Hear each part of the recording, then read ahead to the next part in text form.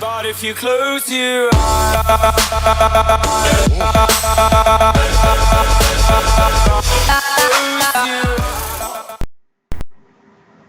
Hello, I'm TickerForHow24 and welcome to another episode of Did You Know That? So, Apple had their event on Monday, or Tuesday for where I am, and they released two new products, the iPhone SE and the iPad Pro.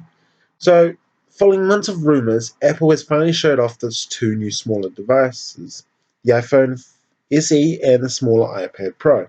But the new slimmed-down gadgets weren't the only news to come out of Apple's event in Cupertino Monday.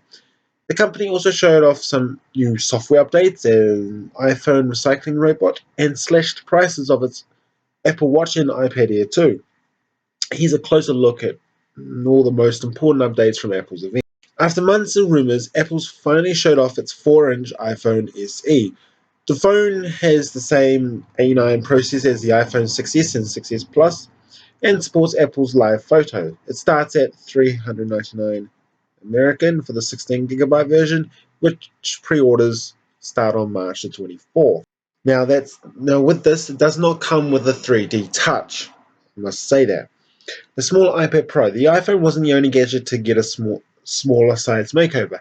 The 9.7-inch iPad Pro is the first tablet to come in a rose gold version and will also be available in a new 256GB capacity model.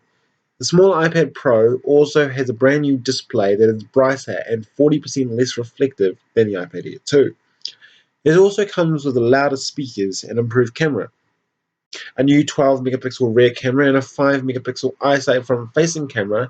The new iPad will start at $599 for the 32GB model, which is available for pre-order March the 24th. Elsewhere, the iPad 2 is also getting a price cut, with the tablet now starting at $399, down from $499. iOS 9 brings night shift to iPhones and iPads, so after months in beta, Apple finally released its iOS 9.3 update, its biggest iOS update since iOS 9.0, which was released last year. The update adds the highly anticipated night shift feature, which changes the color temperature of the display at night to reduce eye strain. The update also adds password protection feature for the Notes app, improves to the health and news apps, and a feature that will alert you if an employer keeps tabs on your phone. And the Apple Watch also gets a price break. Apple announced a major price drop for the Apple Watch, which will now start at $299, down from $349. Apple also showed off some new bands for its smartwatch, including a Milanese loop in a space black and a lineup of color-woven nylon bands. Now, the interesting one, which was obviously the best kind of thing that was shown, was the Apple's recycling robot.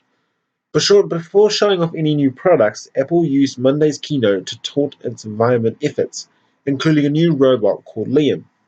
Designed to disassemble used iPhones, Apple TV gets voice search. So Apple released an update to tvOS, its Apple TV software, that adds voice search features via Siri, support for live photos and iCloud photo libraries, as well as dictation and app folders.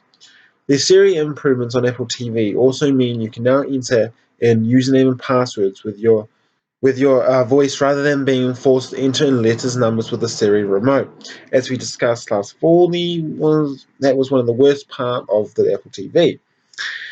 We're glad Apple listened to the user feedback and made those improvements. So also another thing that Apple did was also expand Research Kit. Apple announced CareKit, an expansion to its Research Kit framework. CareKit is an open source framework that enables developers to create apps based on data collected from users throughout Research Kit.